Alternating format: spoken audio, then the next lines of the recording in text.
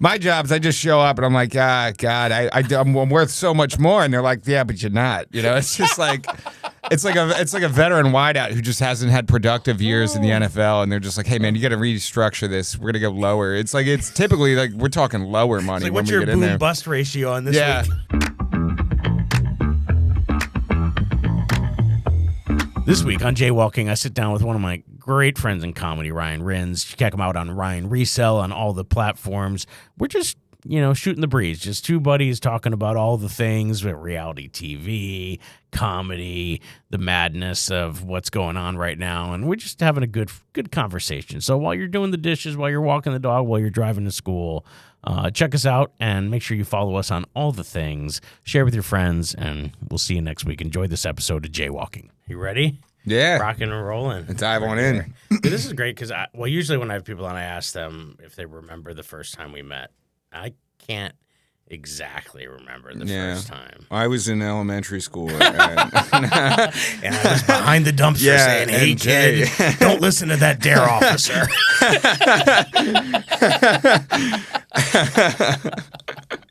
That's where I thought your story before we got on. You were like, yeah. I said you had a nice voice, and you're like, oh, I had another teacher tell me that. I'm like, as long as they were just telling you things. No, I actually do remember. It was we were at Soul Joel's, and I just remember there was like you were sitting there on your laptop, and like some of the younger guys were like, "Dude, who's this guy on the laptop over there?" And I was just like, "That guy's got his life together. I should fucking go. I should get with that guy. Like he's probably gonna guide me into a better path than I'm on right now." Yeah, you should have saw all the Pornhub clips I was watching when I was on my laptop. No, actually, I was working for Villanova in the evenings. So every once in a while, if I'd get a ding, it was like a help desk ticket, and I would have to answer it. But I would just open up my laptop there and just knock it out. Because like 40 comics do it. It wasn't like we were at a show. It was bad, man. It was like I'd be over on the side there. It's like you're over there on the laptop getting productive work done. And then meanwhile, this guy's like, yo, what made you wear a hat today aside from wearing a hat yesterday? And I was like, bro, like I don't let the hat control my life. The kid doesn't even do comedy anymore because he was too perplexed on like, do I wear a hat? Do I not wear a hat? It's amazing to watch because I guess we started, like at least for me when we met, that was during the pandemic. That was when we were doing like the outdoors, still socially distanced. Remember you had the heat lamps set up everywhere. It was crazy. And I remember my wife and I just went and watched for the longest time, and then I think we did that for like a couple months, and then eventually I was like, all right, I'll get up there. I put my laptop down and get up there. But yeah, it's funny you mentioned the laptop because I do remember I was, for a period of time from like, I was technically on the clock 3 to 11, but I rarely had something, but they were just... I mean, that's like as with any work from home job. Right? They were just, but they only created the position because of COVID, and they had such an influx of professors using the online system now. And so by that nature, they were having people have more issues outside of the normal workday. Yeah. So it was very rare. And sometimes I would get something and I couldn't even handle it. So I just had to like email my boss and be like, this came through. I don't know what the hell to do. I feel like that's all college is anyway. It's like, hey, you're going to learn a lot here, but you're going to be passing the soccer ball a lot when you get out of here. I remember applying for that job thinking I have no business doing this job. But I was doing it at the high school level because I was just naturally curious about technology. Like I was not a kid who rebuilt a computer. Yeah. Like I had girlfriends, you know what I mean? Like, so I was not that kid, but like, I was just naturally curious when I became a teacher and I started using stuff. So I just started helping the teachers next to me.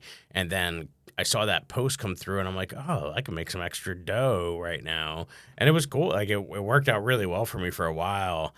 And then they wanted me to come work for them full time. And here's the crazy part. To go work for a university like Villanova full time to do that, I would have had to take a 66% pay cut. Yeah, see, like that's insane. That's got to be fun where you're at a stage in life where you're doing percentages on your pay cuts. I mean, to me, I'm like, my job's I just show up and I'm like, God, I'm worth so much more, and they're like, yeah, but you're not. It's just like, it's like a veteran wideout who just hasn't had productive years in the NFL, and they're just like, hey man, you got to restructure this. We're gonna go lower. It's typically like we're talking lower money. Like, when what's we your get in there. boom bust ratio on this week? Like, I get a raise of a 2% every now and then like, I'm like, it can't get worse than that. And then the COVID hit and they were like, you know what? We're giving 1% raises. I'm like, but inflation's 7%. And that's the only time. And like me, those numbers meant nothing to me. It was just repeating what other people were saying. Yeah, exactly. Like there was this other guy in accounting. He's bitching. He was like, dude, this is crazy, man. Inflation's like 7%. I was like, cool. I'm gonna walk around. I'm gonna Inflation's 7%. That's crazy. He was your chat GPT. Yeah, like I had no idea what 7. I still don't know what the 7% means. I'm like, I'm not even right. Yeah. It's like people just say stuff half the time, and I get that. Like even as I get an adult, I'm like, oh, eventually I'll do my own taxes, right? No, there's no way. Yeah. And taxes are probably simple. It's like when I was having a kid, I was like, I can't change a diaper, I can't put a car seat in.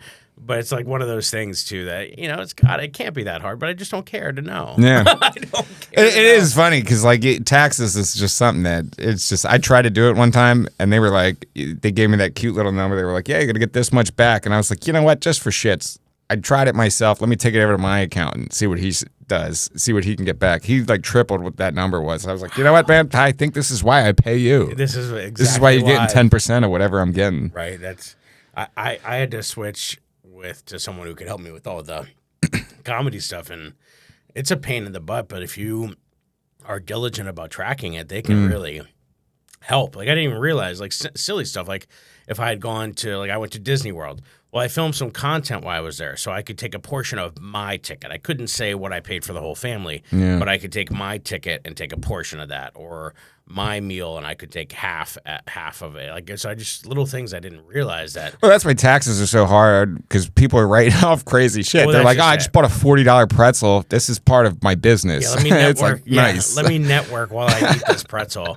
But that's the game. I love that though. That's like I want to figure that lifestyle out. But like I see people having fun. It's just I feel like Squidward in the window in that meme, like just watching SpongeBob and Patrick just live. I'm like, dude, but this is gonna come back to me. I'll like watch Below Deck, and I'm like, so I identify way more with the staff than I do the people they're serving. I'll tell you what, that's one of those shows that, man, that's an addicting show. I mean, will I ever put the show on by myself? No. But if I walk into a waiting room and that show's playing, I'm like, I've never watched a full episode, but I've stopped when I saw They do a good job of hooking you. You know, they're like, do. we found drugs on the boat. And then it's like, whoa. It's like, whoa. It's like if Real World or Jersey Shore like amped up. Like instead of going to the t-shirt shop, they got it's addicting. Serve these. The one they were doing, I didn't get to see that part of it, but it was blind dinner. So the girl who was the main person for them had to guide them to where things were on their plate while they were blindfolded. Man, wow. Could you imagine doing that for rich people who are just indignant to begin with, and then you're going to give them the wrong direction, or they're going to interpret it wrong, and it's going to be your fault, and now you're not going to get a tip. I think about that. I've been going on cruise ships a lot recently. I always think about that with the staff on there. They're so nice, and I'm like, I wonder what it's like when they go through that door where it's staff only, and then they switch to the person. That's got to be are. interesting. Yeah, yeah, that's what I want to see. But I always try to treat them really well and tip well. Because I can't imagine, and then plus they take care of you. They clean your in your room every day with your shit all around. You better do you clean your own apartment, or do you have somebody come by? You know what? I clean my own apartment still, and I'm kind of firm on that. I had chores growing up. I go over some of my other friends' places. I'm like, this is a nightmare in here. Yeah. But man, I came close to getting a cleaning lady the other day just for the bathroom. And it's not like I'm it's that crazy in there. It's just the shower is so old. It's got these sliding glass doors, and it's if you really want to get in the nooks and crannies there, you gotta it's got to be a toothbrush. Yeah, it's a toothbrush, and it's a day. It's a whole day thing. That's and I don't have the tools. I'm not equipped for this. Not equipped for this. Yeah, we started doing with my mom because my mom would try to do too much if when we were out at work or whatever, and she would kill herself, and then she'd be exhausted at night because she was trying to do too much. So we had someone come in just to do the floors in the bathroom. And that was because we have 2 bathrooms, so we just floor 2 bathrooms every other week, and it was it wasn't bad. It was $80 we were paying for them to come in. That's not terrible. Nowadays, you go to the $160 a month. So when I break that out weekly, it's oh, okay, that's just me not going to Wawa for coffee every day. Yeah, you know, it's so I would much rather do that kind of stuff and then have someone come in, and then and that's great. I love it. But now because we have a dog now, so now I'm almost amping them up to in the winter or whatever when she sheds more. Yeah. Or in the summer when she sheds more, we're amp it up to once a week because we'll vacuum in between and do all that stuff because you have to. Cause the dog's a beast. You know, when you had a dog, Maddie, right? Yeah. It was a lab too. Yeah. Yeah. So great dog. Yeah. So it was just very, very much like that. So. Yeah, that's crazy. So I remember. So we met at Soul Joel's, and then you know what was cool about is we started going palling around together. I think you're like the first person from the comedy community that like I felt like, oh, somebody wants me to hang, like that was like cool, that like reached out to me or had we traveled together, because you know you're driving all these places and you would often drive, so I was always very grateful. Yeah, I didn't mind that. Yeah. Yeah, so you'd be like, oh, I got I got a valuable package here. You have kids. I got to return you safely. Yeah. Like, it was always fun, and because we would go up to Peps. Yeah. No more. Peps Yeah, it's gone. sad. And it's one of those mics too where you're just like, man, this thing should have died a long time ago. So But- yeah, for those of you listening, Pep's Pub was it's a bar. It still exists. It's in Port Carbon, Pennsylvania. And typically on Fridays, if you're not like getting booked on a paid gig, there's like nothing. And this was a mic that I guess you had saw Sarah posted something online, or you Yeah. Well, I contacted think I would just like started ripping Google. I was like, yo, open mics. Yeah. Like in PA, and I was like, I gotta start hitting these ones that like I'm not seeing all these same people at all the time. I remember you calling me and be like, oh, there's one on Friday, and they give us like 7 minutes. And Yeah. like, that was crazy because we were only getting like 4, I think, at Joel's at the earlier part. Yeah. And I was like, oh, 7 minutes, that's crazy. And so we would drive up there, and then I remember the first time, because did we go with Mizpah? Yeah. You, me, and Mizpah. Mizpah. And what a crew of people. And then you're in a trench coat. I'm in like a button-down shirt. I forget what Mizpah was wearing, but like we were overdressed. Yeah. It was a fascinating bar. I mean, it was kind of funny too, because you went there and you're like, yeah, they just switched over from being like an only guys bar to like having females in here, like in the late 90s. That's right, because they had to do that. They put added, they added the bathroom. women's bathroom over there. Oh my god, It was that's just funny because it's like the guys that were probably most against like the LGBTQ community were doing the most LGBT community thing. They were like, yeah, just guys here. no Just guys women. here. Yeah, they probably had the trough below where they could have just pissed from their bar That was stool. that was an interesting one. I love that you could still smoke cigarettes there. I mean, did the hotel close? Is that why they ended it, or Sarah was just down? No. with it? I think the hotel part of it's still going. Oh wow. Even though it's just like a room. I can imagine that being called the hotel. But yeah, I think they were just I think the bar was looking to capitalize on Friday nights. Yeah, To do capitalize. something, Yeah, for like- sure. They were like, man, we have so much opportunity here. Yeah. This comedy is just holding us back. Yeah, that's right. They're like, we can't even use the pool table. This yeah. thing's making like $4 a week. This is gonna shut us down. So I don't know what, for whatever reason, or maybe Sarah, I don't know. But they stopped. I guess she said they're going to do some weekly showcases, because that was also one of the first places I got technically put on a show. Yeah. We both made our $8 there. Yes. I tell you what. I mean, like, it's funny. Full circle. Wait, you moment. made 8, I got 7. 'Cause I framed it. That's how I know. It's just funny. Full circle though, to like be doing your first showcase there, and then to most recently, I did a showcase with Albert down the street there. Oh yeah, that's a great place. What a sick room! I'm out there again at some point in this month. I'm December. He asked me to be back on. I had a really good show when I was It was like a there. packed room. It was like a sold out room. After doing that room, I was like, dude, I don't know if I could ever go back to Peps. I was like, I can't believe that these are like a walk away from each other. The Port. So it's called the Port. And what's cool about it is that top room. So the downstairs is your typical like big bar, whatever. But then when you go upstairs, they revamped it. And It feels like Nashville. 80, it holds like 80 people, and then it's got that cool system with the beer. bar taps. Yeah. And you just you rent the fob or whatever, and then it just goes right to your tab. Crazy. I was like, that was so cool. They were having issues with food when we were there. Like, because people were complaining about either the food wasn't coming out, or if it came out, it wasn't what Really? they ordered. So because one guy got like heated with the manager and was like started yelling in the middle of somebody's set, and then like stormed out. But it was like a great venue. They just invested in the sound system and the big screen behind you. Like, it was cool. Like, so Albert hit me up. So I guess my schedule was as such that I guess just the December one's the next one. I can't believe he like found that room. It's just like doesn't even make sense. You're like, dude, why would you pick this town? So Like, this great. room is so awesome. Yeah, because I even talked to them about using that room to like record if I wanted to like record like an album or do something. Yeah. Because the room was so great. Yeah. I would think like that's like, in my opinion, like I shot a 15-minute there, and I was like, wow, almost every joke was clippable here. Yeah, that's what you It want. was just, You like, want a room where perfect. people are like hungry for entertainment. Yeah. And there's not much up there. You know, No. that's the reality of it. It's like an untired, like even with the tour, like tonight I'm with the board teachers tour up in New York. That's where you are And tonight. then That's And fun. then I'm in Boston or New Jersey tonight, and then Boston tomorrow. New Jersey, man, a lot of fun. I was up there at the pet shop. You ever do the pet shop, Mike? No. That was one I just did recently up in Jersey City. But oh my God, it was so much fun. Good. And like even with these, like, because the teachers are so starved for entertainment, like a lot of them, like, I mean, even though it's a Thursday night, it'll be like popping because they'll probably be like calling out tomorrow, or, like, putting a movie on, and so like, A couple subs like, gonna get some work. But they'll be, I know, it's always like a wild thing. So that's going to be a lot of fun to.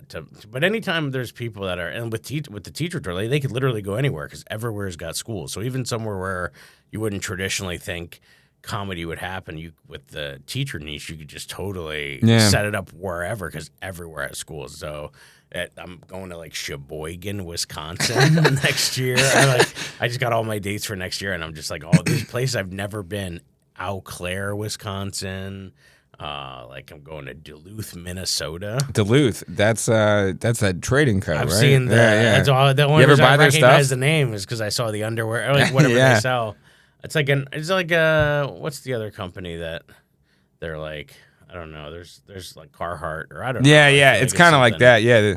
Yeah, but all these places that you never would think to go or be performing. It's like, it's not Vegas. Yeah. They did go to Vegas one year. I didn't get to go on that show. I've never been. Have you They been get to you on their Vegas? Rayada comedy.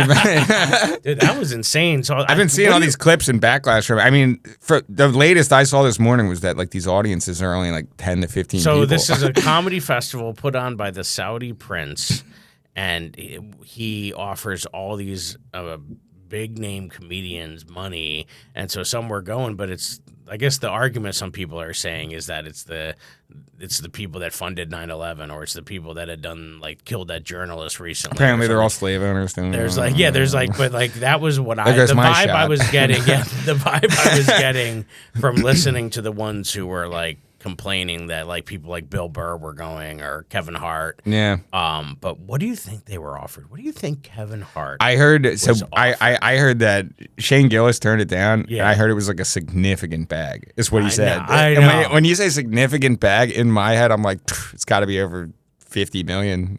Significant bag, right? Yeah, so 50. I was thinking $1 million, but yeah, I guess They got unlimited money over there. Yeah, they just got unlimited. It's just unlimited. It's just like growing. It's literally growing. I've on never been trees. over there, but I just picture supercars like everywhere. Remember your mom said money doesn't grow on trees? That's wrong. It does in Saudi Arabia. Their whole license plate. I mean, they do a lot of stuff different over there. Like the license plate numbers is like where your social status is. Like Really? yeah, if you have like license plate 1, or you're in like The lower, a it's like a single golf digit, score? yeah, like you're like You're like the the king. guy. Yeah, You're ranked. They rank people. They're just yeah. like, They sell those he's license ranked plates 12 for in large what? money. Life. He's Yeah. ranked 12 in life. That's crazy. It's amazing how different the world can be. Like, we're all humans. We all have the same anatomy, all that. But so when we get to there, it's like so interesting to see. But yeah, all these people were complaining about Bill Burr, namely. Yeah. Because I guess he's the He one came all out and these said it was so complaints. awesome. He was like, so I know. awesome. I was like, Bill fucking doubling down for his. He what probably does got he paid care? so much. That's all I was thinking. I was like, man, he got paid so much if he's saying stuff like this. It must have been like if everything else went to hell after this, it wouldn't matter money. Yeah. Like, it must be such money that his grandkids, college and yacht are paid for. Yeah. Like that. It's crazy. I would love to see some of those numbers. I can't imagine I just can't imagine that kind of money. Like even still, like, growing up, we were joking earlier about not knowing 7%, but like I couldn't imagine a life where I would just have enough money that somebody beyond my generation is set. Like I can't. I'm just trying to handle me and my daughters right now. And That's what's almost unfathomable right now. It's like you look at some of this stuff and you're like, dude, if like one of these like streamers like ran for president, he like might do pretty well. Yeah, the Like Mr. Beast, like that guy's massive. I know, it's crazy. Like that guy's got so much money, just massive. He's publicly well liked. It's Yeah. just like if he ran for president, it's like, dude, it's like how many 18-year-olds are at a point? He's gonna reach a point where like his fan base Is he says, old like, enough yet? 10 How old is he? Yeah, I don't know. I don't think he's old enough yet. But I mean, when he becomes old enough, all his fan base will be at the age to vote. Right. You know, hey, it's like we say we the people. It's supposed to be one of the people. So we've politicians for so long have been a career. It's been a career for people. So I think that's why, like, obviously with Trump in the game, it really shook things up. Yeah. Because it was like, wait, this isn't. He's not a person who's been in public office forever. Like, that's we imagine every president had either been a general or like in public service, and then here comes the star of the hit reality show, The Apprentice. Oh man, it's just too wild. It is. It's crazy, but it's like changing the game. So it's like, I'm like, hey, I'm along for the ride. I'm here to watch. I'll watch anything. I'll watch Love Is Blind. It just started, so I'm excited to watch the new season. I will literally watch anything. Yeah. I'm the worst. Like, I'll watch Jersey Shore. Like, I am part of the problem, but I love it. I watch it all too. I've been applying to get on Big Brother and Survivor really every year. Oh, like, you'd be great. Yeah, and part of me is just like, I'm just trying to cash a ticket out of work. You know, I'm like, just get me out of this work. My buddy Gasper, who is a really good comedian, and he has a podcast called the Social Studies Podcast, which has nothing to do with social studies. But he was on The Trust, which was a show on Netflix, and it was kind of a cool reality show where essentially there was an amount of money in the trust, and then you had to like either decide to just everybody stays and you split it equally, or you vote someone off. Yeah. And then and then sometimes they would have things where they would pull people in and give them a deal. Be like, oh, if you agreed to like leave right now, we'll let you take 20% of the trust with you and peace out today. Like, so they were really messing with people and really temptations and stuff. It was a really interesting show, but he was like kind of like the comedic relief in it, and he was like he was a good dude. He stayed true to who he was through it, but it was interesting watching somebody on a reality show that you know. Yeah, you know what I mean? That is kind of interesting. Because he was just himself. He was just he's always got these like crazy stories. And so a lot of it was just him telling you these crazy stories and, and then when it came down to decision stuff, he was the same guy that I've had conversations with. Yeah. So it was nice to see that, it looks like you can potentially keep your morals, but I'm sure they pay some of these people to amp their exaggerations up or, I would imagine, yeah. Because they want people to stir the pot. They want that agitation in there. Oh, yeah. It creates the action of it all. That's a funny, the concept of a reality show is wild. I was almost on The Biggest Loser. Oh, yeah. I almost got down to I met with the producers and we had they had us go home and film all this like B-roll footage for them. That's fun. It was great, and then for whatever reason, I didn't end up getting selected in the end. I was a loser. Right. You were the biggest loser. I was the biggest loser. But yeah, that's what I was thinking. That's got to be a wild job. The guy who's vetting all the losers. He's just I'm like so watching grateful losers because all day long. I didn't watch it yet, but there's a documentary out now about like the people who were on that show. And it was really? Super unhealthy. So it was like I firmly believe when things don't go your way in something, there's a reason why. I'm grateful there are guardrails on life. Like, I believe we have free will and all that, but I believe that there's some guardrails put in place because otherwise I couldn't imagine being where I am today. You know what I mean? You think about any moments we've all had them where we're like, how did I survive that moment? Oh my God, I can't believe I got away with that. Or, I would imagine, I know I've been in positions even as a kid where I'm like, oh, how did I get in a position where I was in a room where people had guns and there were drugs on the table? Yeah. I'm like, well, this is wild. How did I get in this situation? But like when you're a kid and you're adolescent and you don't quite know what you're getting into and you have friends who have older brothers who you don't quite know who they are and you're willing to – it's crazy the world out there. So you think about forget Saudis. Go to the west side of Scranton, man. Yeah. It's crazy over there. Yeah, right? It really is. You didn't even go that far. You get right down in Norristown there. It's like – I was born in Norristown. The hospital I was born in was Norristown. What, Mercy Suburban? I think it was St. Mary's back then. I don't think it exists anymore. But it was, that was because my parents were originally down in this area when I was first born. And then when I was 2, my mom, they met in Scranton. They went to the University of Scranton. My mom was from Scranton. So we moved back there when I was 2 and stayed there pretty much until college. And then I bounced back down to this area. I like it down here. I mean, Scranton. I don't mind it over here. It's a nice area. Yeah, Scranton just looks like it has a little bit of a filter over it. I'll tell you what, it's wild over there. I got a buddies out there. Yeah, I mean, it's like, because I'm from there, it has a different feel, but it would be weird if I was just like moving to Scranton. I guess it would feel like I was moving to maybe Pottstown. Yeah, You know, it's that just- paper company did him justice. That's right. Yeah. I'm telling you, they put them on the map. Yeah.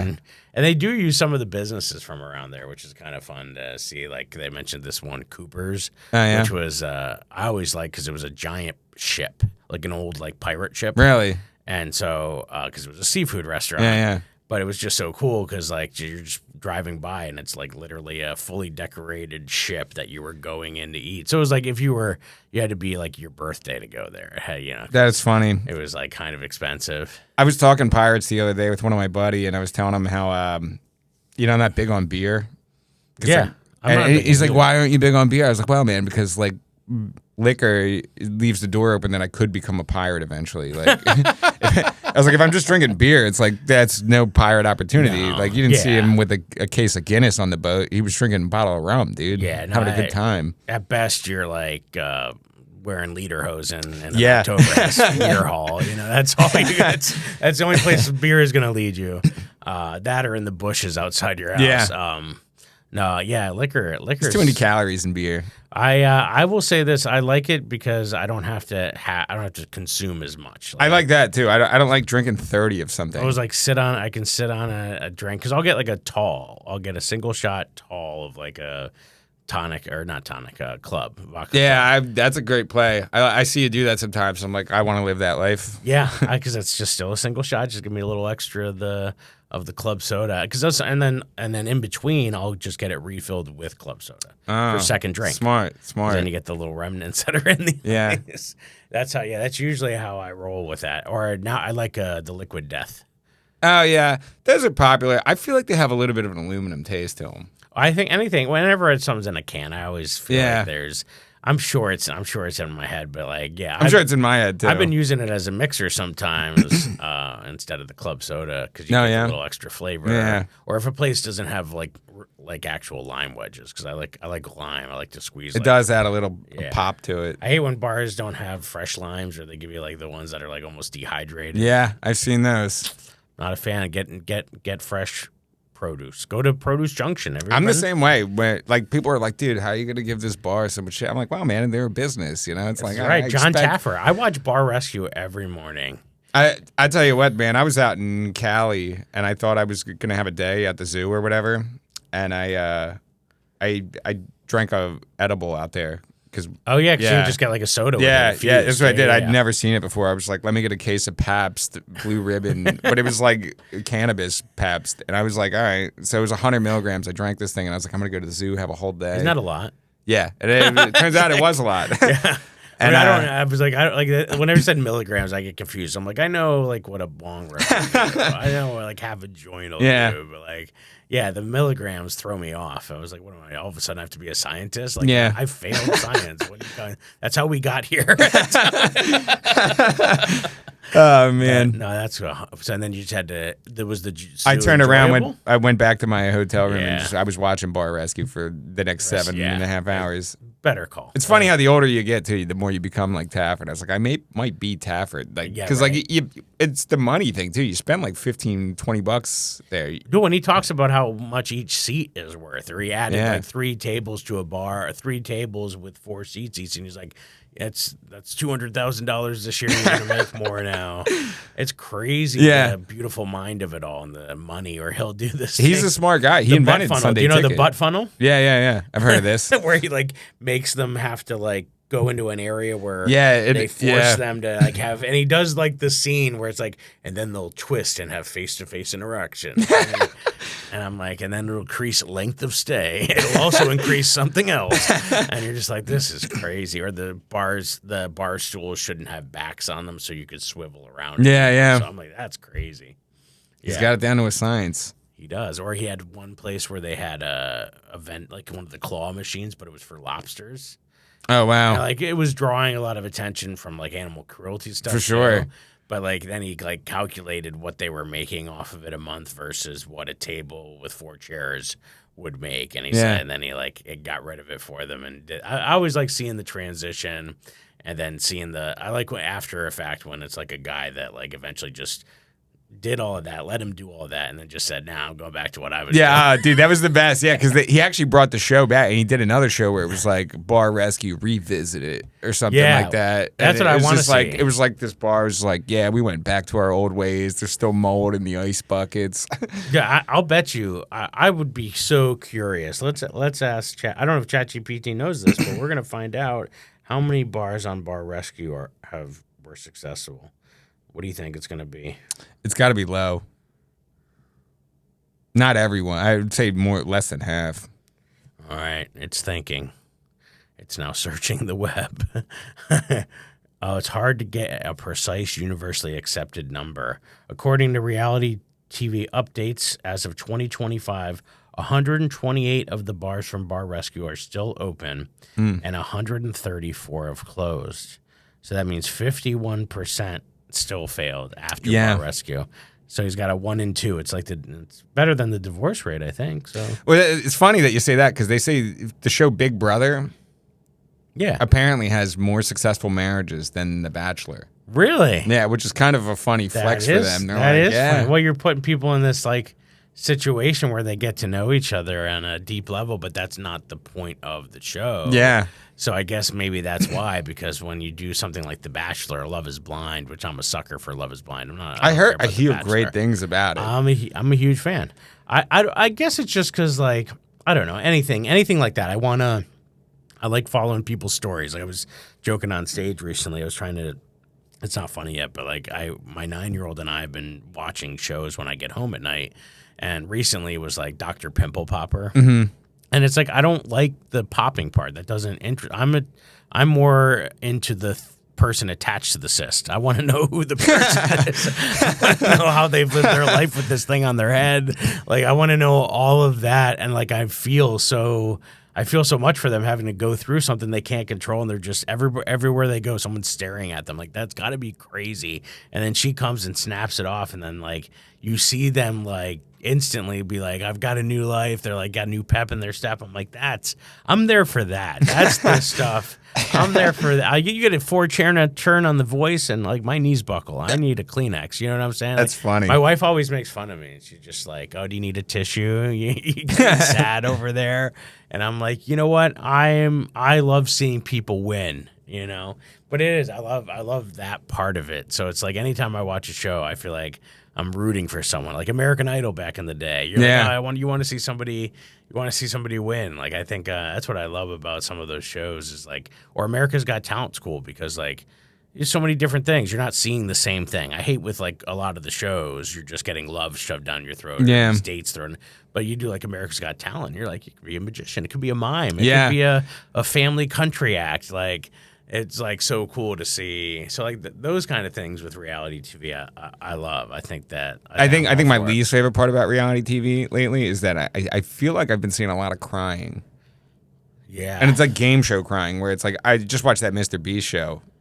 Oh, did you see that one? No, it was on Amazon Prime, but it was like I don't know, $10 million was on the line or something. But like every episode, I mean, it was a cry fest. It was just like, I got to get rid of my friend. I'm like, bro, that's not your friend. You met them like 30 minutes ago. You guys are not friends. Yeah, they're like, pretend it's like a stranger. That's when the producer, when that comes in, I feel like that's when the producer comes in and gives them directions, but they're not an actor, so they can't fulfill it properly. So they only have the basic, like what a baby doll would have when you're a kid, and it's only got like 3 reactions of like shitting, crying, or sleeping. Yeah. It's like, oh, that's the only thing they can do.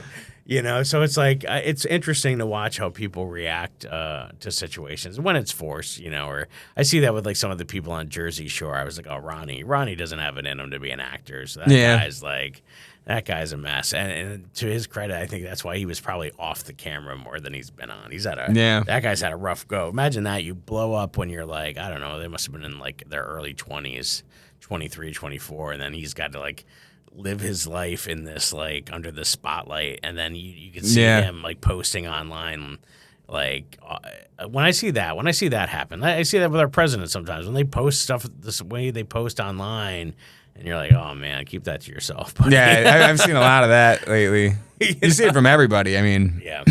It is. It's hard to not get swept up in it. I even got swept up in it last week when the autism announcement came off. Like last week's episode was basically me for 30 minutes on my rebuttal of like all of the stuff that they talked about on it, because that pushed it in me, and I was out there like a vigilante on social media, like trying to take down the world. I was like trying to Harvey Dent my way through the I get caught up in that every now and then. I would get mad over something that I see online. I'm like, this is crazy. But that's what happens. Like the Harvey Dent character in Batman, like he was this guy that was a stand-up guy, but you get lost in it, and then all of a sudden you become a bad guy. Yeah. Live long enough to see yourself become the villain. That's what I'm saying, man. There's a reason, you don't, it's the gospel according to Gotham, right? It feels like that with comedy sometimes. You're like, the stage is a comedy. Like I'm at that maybe like, you hit the 6-year mark there, and then it's just like you start to see like you're like, damn. When I started, there was like you look at the 6-year comic, you're like, that guy's bitter, man. You're like, that guy's so bitter. I hope I'm never that guy. And then you're 6 years in, you start seeing you're scrolling on IG one night, and you're like, flyer, huh? Flyer, huh? Fire, huh? And then you just start because it's growing inside of you. You're like, oh, I wasn't like this when I started. It's funny. I used to have a fun save that used to do when like if it wasn't going your way at the end of the set, and you'd just be like, listen, you guys, someday you might see a news reporter where you're like, oh, that guy we saw got in a car accident on the way home. Oh yeah. That was like, that's my bail. Yeah, I actually had some hecklers at Joel's a couple of nights ago. It was just an open mic, but it was like these like 5 white chicks like sat right up front, and they were just talking and chatting the whole time. And after I had fun with them for a little while, and they were loving it. So it didn't get like uncomfortable or anything. But then I was like, man, I just hope the 5 of you just car accident way home, all 5 of you die. And it was just like, and they were like cracking up laughing at that. But I was like, nice. That's a room where you can go dark and people will enjoy it. That's how the only reason people like Jeremy O survived in that room. Yeah, I had to go after him on Tuesday. I did it on purpose. I was like, oh, let me go up after Jeremy. That'll be fun. So it was interesting. I love that aspect of it, and I love having like playing with stuff. Like I even told a joke I would have never told, and I did it at the end of my set last week. I'll tell you off air. Nah, it's fun. It was really good, but I think it shocked a lot of people. It was very political, and I've never do anything like that. But it was such a good joke that I was like, oh, I got to tell this. It's funny. It's like clever. Like you hear so many jokes about taboo topics, and you're like, okay, that was just so they could say something shock value. Yeah. But like when I thought of the first joke in it, I'm like, oh, this is so good, and I can never tell this. I'm like, well, Tuesday open mic, I could probably. It's really funny because I had a show on like Saturday, I think it was. But, the audience was mainly LGBTQ. Wasn't prepped for that. Yeah. Like, I'm, like, hosting it. And I'm, like, thinking, like, all right, these 4 here, they're going to be hilarious. Then I'm starting to watch some of this audience come in. I was like, all right, we're going to cut that one. We're going to cut that one, too, and this one, too. Just, no. I don't know. We'll see. They say. But, it's funny, though, because it's like sometimes I sit there and say, I'm like, but that joke's worked in a room. Yeah. Where there is LGBTQ there, like, and they've come up to me and they've been like, "That's fucking great." You want to get to a level with your material, and this is me saying to myself too, like where I don't feel like I want to write the set list for the audience. I want them to come to me. I think that's the goal. The goal is to have material where you can bring people into you, and that's I think even Steve Martin used to say it took him like 7 years to find his voice. Sure. And so I'm like, you know what? Even Picasso painted a bowl of fruit. You know what I mean? Like, you should dabble and play around. And, even myself, I've been doing that. And then now, and that was helpful because, like, even when I first started, my goal at Joel's was I wrote a different 4-minute set every week just because that was me, too, when I first started. I was just like, I want, it's the only place I'm going. I don't want to do the same exact thing. And I think that helped a lot. Even if the stuff wasn't good first round, it was, like, good to throw so many ideas out. It's fun to circle back now though, because it's like that first year I was an anti-notebook guy. I was like, you'll never see me on stage with a notebook. I was like, that's not going to be me. I'm going to Jay-Z it up there. I'm going to memorize everything. But then after a while, I'm like, all right, I got to have something there so I could actually develop something. But yeah, you just reach a point where you're like, that's an interesting concept of like, because I was the same way. Like I wanted it to look like I was doing like, I was just performing, even if it was an open mic. I wanted to treat it like it was Game 7, bottom of the 9th. And, but yeah, you're right. Especially now if I'm trying to like work something out. Cause now I'm, where I'm at, or me personally, is like, I'm setting up for about a year from now to do a recording of whatever I got. So now it's like the next year is me taking I don't know, probably if I had to quantify it, 75 minutes of jokes. Yeah. and whittle it down to somewhere between 45 and 60 minutes. So like now the rest of the year for me is not that I'm not going to write anything new, but like all of my mics is just going to be whittling Polish down and those sharpening, bits yeah. and just so, picking out the bits of all of those and just doing them in like 5-minute segments at mics, or when I've been getting some longer like shows where I get like 30, 40 minutes, so which is great because then I can it's like the marathon running. Like I don't have to run the entire marathon. Even if I can run 75% of it, then you kind of know how it goes. But like and then I'm watching so many comedy specials to watch how they open, because the openers like I've been doing the same, bit. and I'll sit there and I'll do it with the ending too. Like just to see how they're ending it, and I'll take a stopwatch and a timer, and I'll write down how long they're on each topic. It's crazy. I'm like, and it's funny because you'll watch the Chappelle one and you'll be like, oh, this guy only floated like 10 different topics, maybe. It was like 10 premises, you're right. and they were all 5-minute premises, Yeah. like, kind of. Because the thing that I did, so I did like a 90-minute keynote thing, so which is more of like, I want to say more of like a charge or an inspirational talk that had all my jokes infused in it, because a lot of my stuff's autobiographical, so it's easy to kind of do.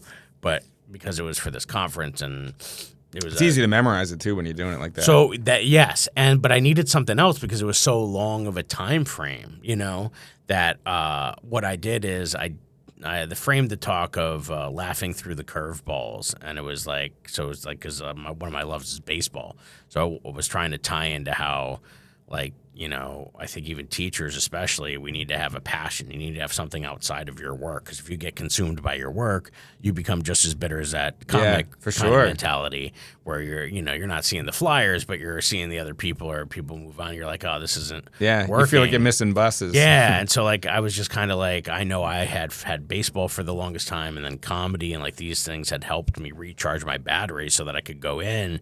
So then I'm like, oh, okay, I want to kind of talk about how that's always been for my life and all the crazy things that happen to you, but you still have to, you have to have something that, you It like. flows right and it's structured right. So it's the toughest part to do. So I did it in innings. So I divided the talk as a baseball game. That's smart, man. 9 innings, 90 minutes. That's kind of like a memory palaces, Are you familiar with the memory palaces? No. I met this guy at a casino, and he talked my ear off about memory palaces. But, I mean, he was showing me how impressive his memory was. He was like, go ahead, name any Super Bowl. I'll tell you the teams that played, the MVPs, and so how he shit. can kind of like learn but it the into gist these... of it is essentially, it's like, all right, pick a house that you know. Yeah. And then you kind of treat each room as you're walking into the house. You're like, oh, there's 5 bits in this room. And you put 5 items in that room, and you're like, those are the 5 bits. And then you're like, let me walk to the bathroom.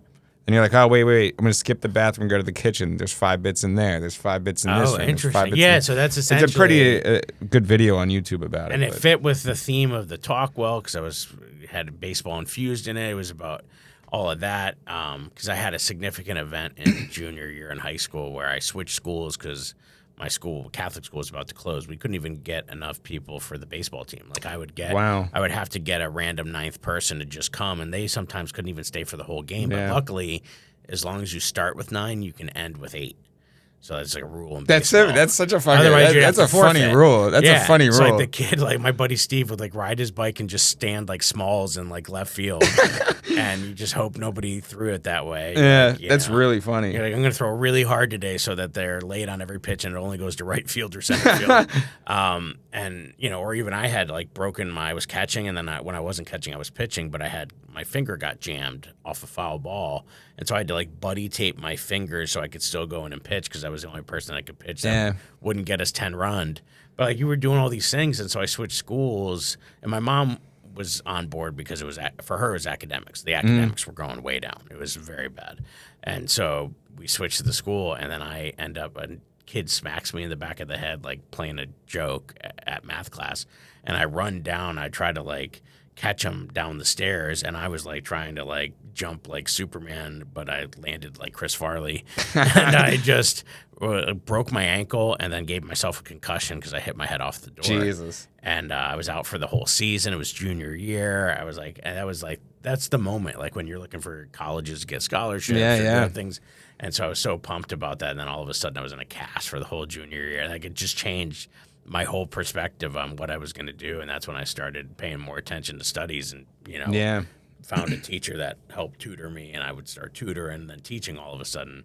So it was like everything was kind of built around that moment. So I was like, oh, and then I just started. So it was good to have it in innings because then I could just kind of. That's a cool way to structure that, especially when it's something that you love too. Yeah, and I did it, and then I've been watching it back in segments, and I was like, oh, this could be a one man. This could be like a Mike Birbiglia style thing if I take what that 90 is and cut it down to just like 60 or 45. Yeah.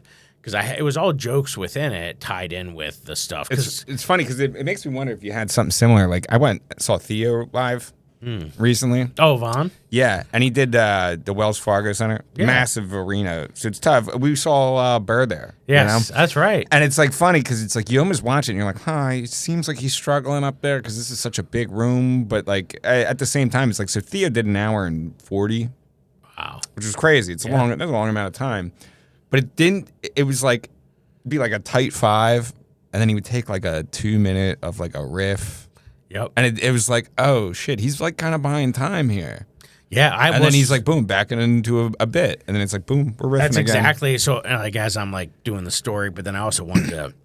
Then in the middle, 7th inning stretch. Yeah. I play a slang game because at that point I was now my first year teaching. That's a sick way to structure that. And then I called 2 people up from the crowd. I wanted the youngest and the oldest person in the crowd. Yeah. They came up, got 2 chairs out, and then I do that thing I do with my daughter on where I say a phrase and they have to finish it. But I do it with the opposite generation. So for the 20-year-old, I was doing old phrases, stuff like hooked on phonics, speak on rewind, like things that were out of their realm.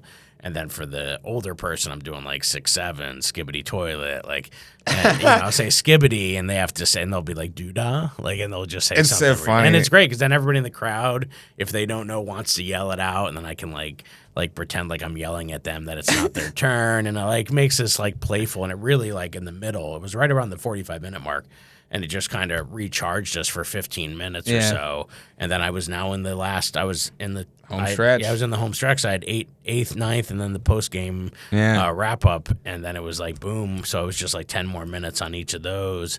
And a lot of it was like when I got to the end with Alicia, it was parenting autism. It was just, I could basically tell that whole story through jokes. It's funny that you brought up the 6'7" thing because I was at a Temple frat house. Oh yeah, about a week ago. I did that show there. Yeah. It was really funny, man. Because it kind of went against what I pictured. I didn't picture it to be like this. I thought it was gonna be a crap frat house. Because I went to Bloomsburg and all the houses there, it's they're trash. I mean, it smelled bad in there. I mean, it was pretty on point. I mean, I was like, yo, where's your bathroom? And he's like, it's got no toilet seat. I was like, okay, that's fine. That's okay. Didn't plan on taking a shit here, but all right. But it's just funny because I'm walking around this house and. I'm definitely top tier oldest. I mean, I'm probably one of 9 people over 30 there. But, but you they probably don't. It probably doesn't come off. I blended in because I look pretty young. And exactly. This one kid came up to me. He's like, "How old are you?" I was 23. He was like, "Oh, cool, man. What's up, dude?" And then he said, "He's 6'7", 41," and I was like, "Yeah, man." For sure. Oh, wait, it's a trap. I was like, fuck, it's 41. I had to Google it. I pulled it up on my phone real quick. I was like, 41. I was like, what the fuck is this?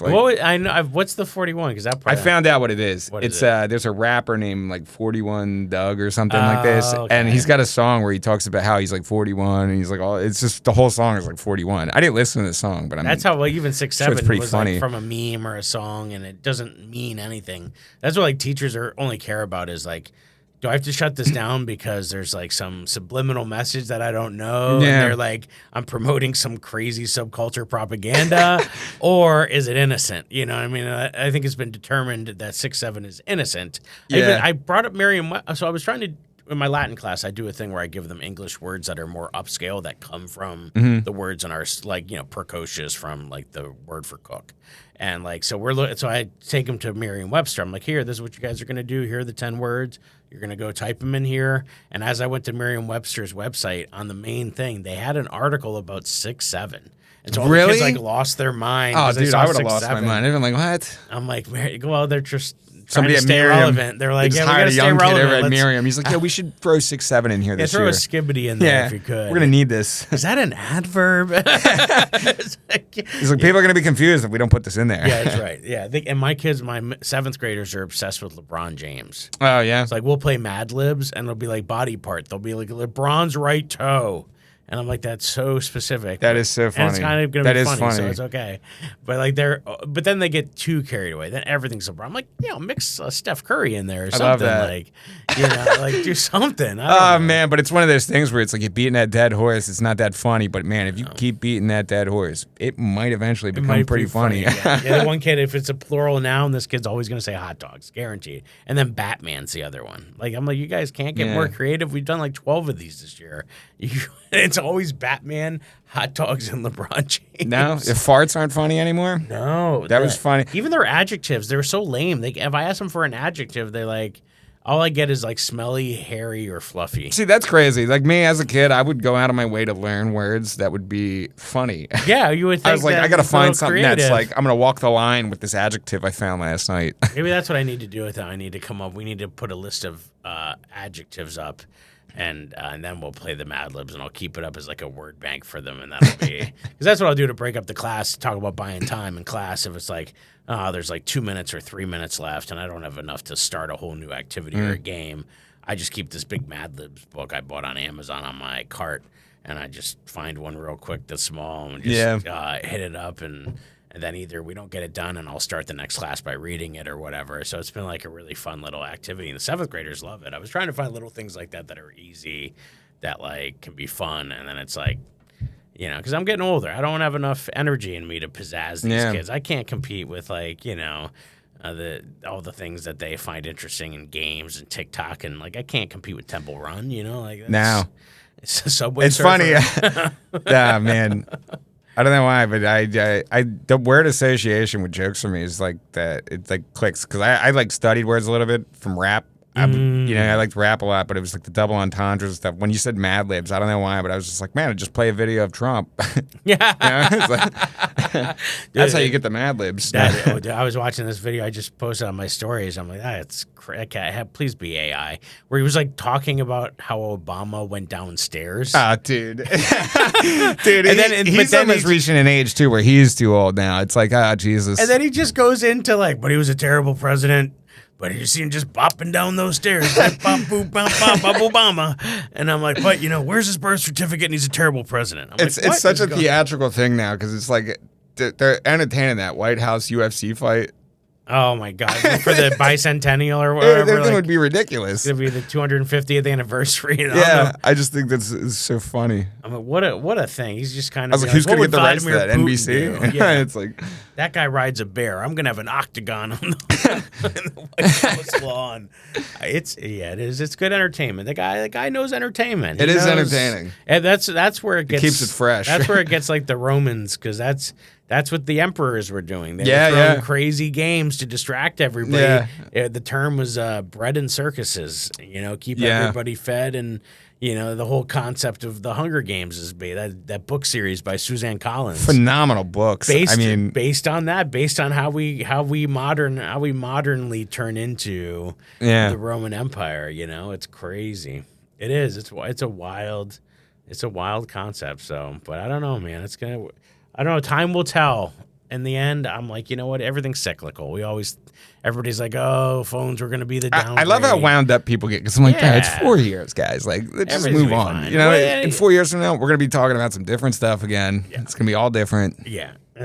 So it's, I don't know. We just gotta, everybody just gotta laugh more. I don't have enough money to get invested politically in anything. That's right. Yeah, it's not worth it beyond like creating a joke or whatever. Well, so what do you got coming up? Anything you could plug for yourself? Not much. Probably like you were saying, you have a timeline where you're gonna put a special on. I think next summer I'm lining up something. Yeah. Yeah, it's like a quick 30-minute special of something that I want to do. And then there's like another 30 minutes I'm going to do at the end of that year, I think. Oh, that's great. We'll see. Yeah. And then it's all about filling an audience for that there. Heck yeah. Got to have the people there. That's right. That's it. We got to give a follow on social media with Ryan Resell. Ryan Resell. Yep, Ryan Resell. It's pretty much everywhere. YouTube. Yep. And you got a lot of fun extra content beyond comedy. I like watching all the things you get when you go for deal hunting. Yeah. And I'm out buying and selling. That's So- how you pay the bills. that's great. I think it's great, and it's entertaining. It's like you talk about a reality TV. It's like Yeah, you know, it is funny because like every time I get into a comedian roast, like I have one of those coming up, but like that's always the dig. They're like, yeah, this guy resells trash, and I'm like, yeah, paying your bills. That's pathetic, huh? That's pathetic. No, it is cool. So yeah, I definitely say everybody check it out. Follow Ryan Resell on YouTube and all the things. And yeah, follow me, Board Teachers. I got some shows coming up. We just had pre-sales drop, so tickets should be on sale by the time you're hearing or watching this. And jyodercomedy.com for all things me. Jay Yoder Comedy on all the platforms. You know the deal. And thanks for jaywalking with Dude, me. thanks for having me, man. Oh yeah, man. Cool.